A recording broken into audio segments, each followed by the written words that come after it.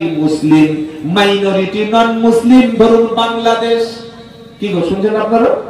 আমাদের এই টিভি চ্যানেলগুলো কুকুরের মতো প্রতিদিন সন্ধ্যাবেলা 1 ঘন্টা করে করছে, খালি বলছে পুরো সব শেষ করে দিচ্ছে, সব হিন্দু শেষ করে দিচ্ছে সব। তুমি লাশটা কই দেখো না, একটা লাশ দেখাও।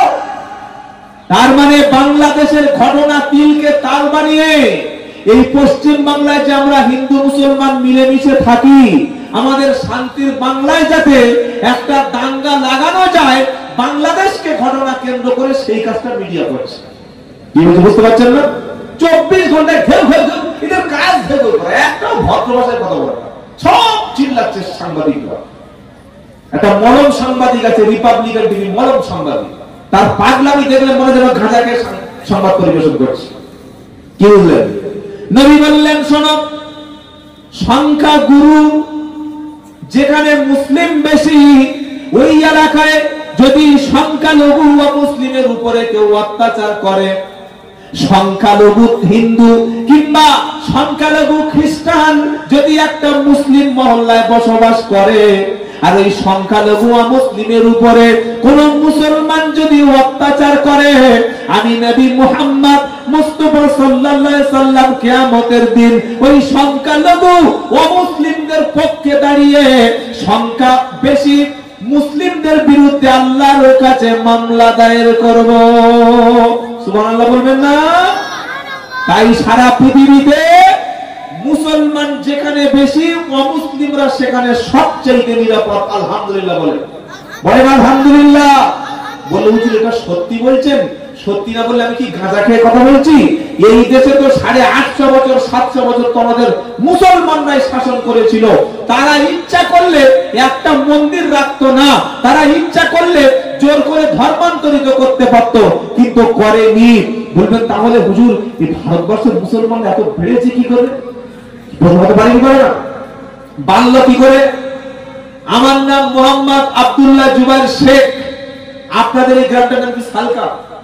সালকার মধ্যে মুসলমান টাইটেল, বা আপনাদের দুবরাজপুর থানার মধ্যে হিন্দু পুরকাইদ আছে, মুসলমানও পুরকাইদ আছে, হিন্দু হালদার আছে, মুসলমান হালদার আছে, হিন্দু লস্কর আছে, মুসলমান লস্কর আছে, আছে না নাই? একটু জোরে বলুন। এই যে ভারতবর্ষের মুসলমান গুলো বাড়লো কিভাবে?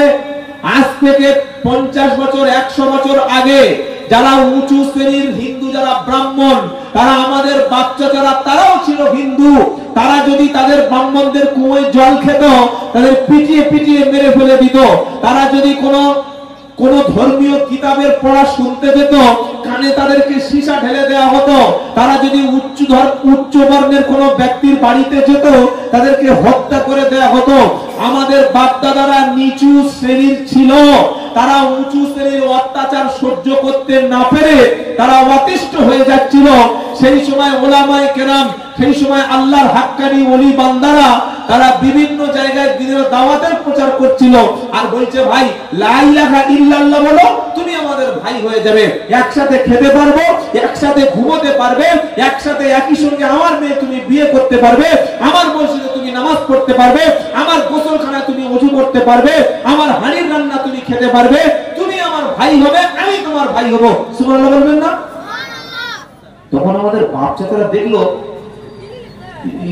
একসঙ্গে খাওয়া যাবে, একই বিছানায় ঘুমানো যাবে, একই বাড়িতে অনুষ্ঠান করা যাবে। তখন সকলে কলেমা পড়ে মুসলমান হয়ে গেল। আর এটাই হলো সবচাইতে বড় জিনিস, ভারতবর্ষের জমিনে ইসলাম প্রচারের জন্য সবচাইতে বড় অবদান রেখেছিল ওলামায়ে কেরাম। বলুন আলহামদুলিল্লাহ। এবং ইসলামটা প্রচার হয়েছে আদর্শ দ্বারা। কি দিয়ে? আদর্শ, চরিত্র, ক্যারেক্টার, আখলাক, বিহেভ। ভালো ব্যবহার না থাকলে সে কোনদিন ভালো মুসলমান না। নামাজ পড়ছেন আর আপনি জিকির করছেন আল্লাহ আল্লাহ আল্লাহ আল্লাহ আল্লাহ আল্লাহ, আর সকালবেলা চিন্তা করছে কার বাস দেবো, কার বাস দেবো, কার বাস দেবো। এই চরিত্র না। মুখে বলে দাঁড়িয়ে রেখে আপনি গাঁজা খাচ্ছেন, মুখে দাঁড়িয়ে রেখে আপনি মিথ্যা কথা বলছেন, মুখে দাঁড়িয়ে রেখে সিগারেট টানছেন, মুখে দাঁড়িয়ে রেখে আপনি ওজনে কম দিচ্ছেন, মুখে দাঁড়িয়ে রেখে আপনি জুয়া খেলছেন। কি মুসলমান? একজন মুসলমান হতে হবে আল্লাহর নবীর চরিত্রের মতো। সুবহানাল্লাহ বলেন। আল্লাহ পাক তাই বলছেন, শোনো, কোরআন শুধু মানুষকে খুন করো না, মানুষের হত্যা করো না, এটা বলে কোরআন থামে নাই। পারা নম্বর 6 লাইন নাম্বার 1 সূরা নাম মাইদা আয়াত নম্বর 32 আল্লাহ বলছেন মান কাতালা নাফসাম বিগাইরি নাফসিন আও ফাসাদিন ফিল আরদি ফাকান্নামা ফাতালান নাস জামিআ। কেউ যদি কোনো একজন নিরপরাধ মানুষকে হত্যা করে, শুনছেন আপনারা? শেষ করবো আর একটু বলবো, কোন রেসপন্স নাই কারণ দেখি তাকবীর দান লিল্লাহি তাকবীর। খাওয়া দাওয়া ঠিকঠাক হয়েছে? আমি তো দারুণ খাবার খেয়েছি আলহামদুলিল্লাহ।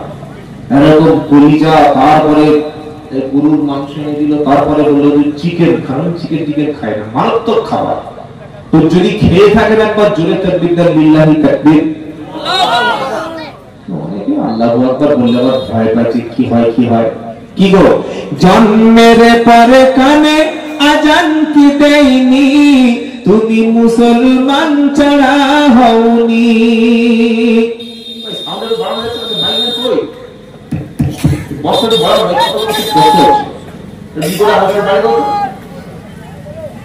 মুসলমানের জীবনের শ্রেষ্ঠ স্লোগান হচ্ছে আল্লাহু আকবার, সুবহানাল্লাহ বলেন। আমাদের শ্রেষ্ঠ স্লোগান কি? জোরে বলেন।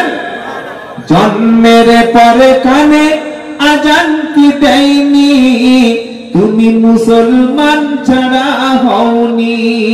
আবার মরণের পরে জানাজা পড়াবে, তখন কোথায় পালিয়ে যাবে? পালানো যাবে? কি গো, আজকের মসজিদে আজান হচ্ছে ঈশার সময় বা জোহরে, আল্লাহু আকবার আল্লাহু আকবার, মুখে বিড়ি টানতে টানতে মসজিদের সামনে থেকে মাথা নিচু করে চলে যাচ্ছে। একবার মনের মধ্যে ভয় হলো না যে আল্লাহ আমাকে ডাকছে, আমি চাই? ভয় আছে? কি গো, আবার মুয়াজ্জিন বলছে আশহাদু আল্লা ইলাহা ইল্লাল্লাহ, তাও কানে যায় না। আবার মুয়াজ্জিন এলান করছে, কি বলছে? আশহাদু আন্না মুহাম্মাদার রাসূলুল্লাহ। কোন রেসপন্স নাই, মানে ইমানে প্যারালাইসিস হয়ে গেলে যা হয়। প্যারালাইসিস বুঝেন না? এই হাতটা পড়ে গেছে, জামাই এসছে শ্বশুরকে দেখতে, আব্বা কেমন আছো, তখন হাতটা ধরেছে, এই প্যারালাইসিস হাত। শ্বশুর শুয়ে আছে প্যারালাইসিসে, জামাই এসে হাত ধরে বলছে আব্বা কেমন আছে। শ্বশুর বলছে বাবা হাত চলে গেছে। কিন্তু মাল যে জন্ম হয়েছে কজনের কাঁদিয়েছে হাত দিয়ে, ওটা তো আর জামাই জানে না। কি বললেন? এমনি কি হাত পড়েছে, সারা জীবন বউকে ঘুষিয়েছে, আর এই হাত দিয়ে তাস খেলেছে, এই হাত দিয়ে সুদের টাকা নিয়েছে, এই হাত দিয়ে মানুষকে ক্ষতি করেছে, আছে না? না, হাতটাকে এমনি পড়েছে। তো হাত যখন পড়ে যায় ওঠে না, ওটার নাম প্যারালাইসিস। আজান হয়ে গেলে যদি নামাজ পড়তে মন না চায়, ওটা ইমানের মুয়াজ্জিন আবার এলান করছে, শোনো হাইয়া আলাস সালাহ, নামাজের দিকে এসো, প্লিজ নামাজের দিকে এসো, বারবার বলছে মুয়াজ্জিন, তারপরেও কানে আওয়াজ যাচ্ছে না। আবার মুয়াজ্জিন বলছে হাইয়া আলাল ফালাহ, কল্যাণের দিকে এসো, মঙ্গলের দিকে এসো, ভালাইয়ের দিকে এসো। তোমার জীবন যদি সফলতা অর্জন করতে চাও, সাকসেস হতে চাও, তাহলে নামাজের দিকে এসো। সুবহানাল্লাহ বলবেন না?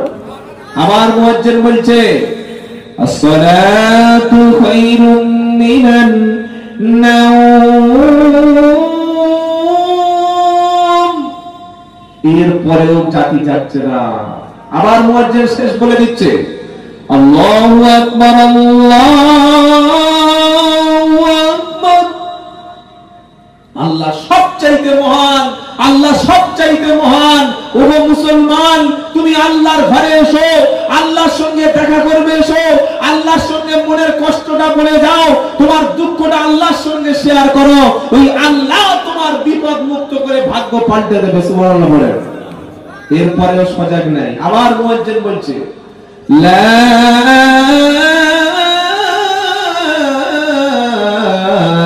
ইলাহা ইল্লাল্লাহ।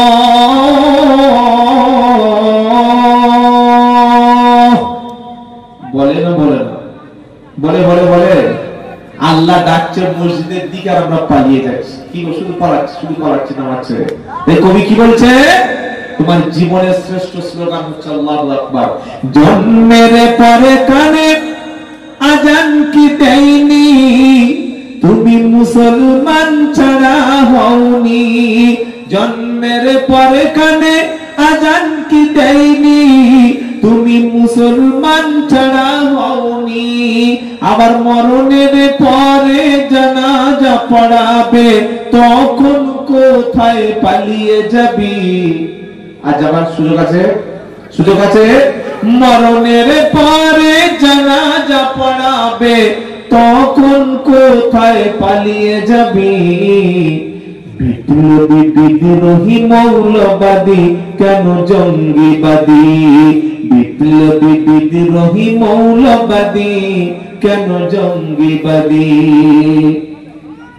কি মনে করে ওই হনুমান, দাড়ি টুপি দেখলেই তালিবান? বলে কি বলে না, বলে কি বলে না? যত রকমের গালাগালি সব দাড়িওয়ালা টুপিওয়ালা। রবীন্দ্রনাথ ঠাকুরের ভাগ্যটা ভালো যে তিনি অনেক আগে মারা গেছেন। তারা বলে এই হারামখোরেরা এরা কবে রবীন্দ্রনাথ ঠাকুরকে মৌলবাদী বলে দিত, কি বলেন জঙ্গি বলে চালিয়ে দিত। তো কবি কি বলছে? কি মনে করে ওই হনুমান, দাড়ি টুপি দেখলেই তালিবান? কি মনে করে ওই হনুমান, দাড়ি টুপি দেখলেই তালিবান? আবার সিংহের চাইতে বেশি ভয় পায়, বাঘের চাইতে বেশি ভয় পায়, মাথায় পাগড়ি দেখে যদি। ভাই পাই কি পায় না? এই সোজা জঙ্গি আসছে। আল্লাহু আকবার, আল্লাহু আকবার। আল্লাহ বলছে না ওদের দেখে ভয় করো না, টুপি দাড়ি পাঞ্জাবি সুন্নাহ অনুযায়ী চলবো। সম্মান দেবেন কে? আল্লাহ। বিপ্লবী বিদ্রোহী মৌলবাদী কেন জঙ্গি?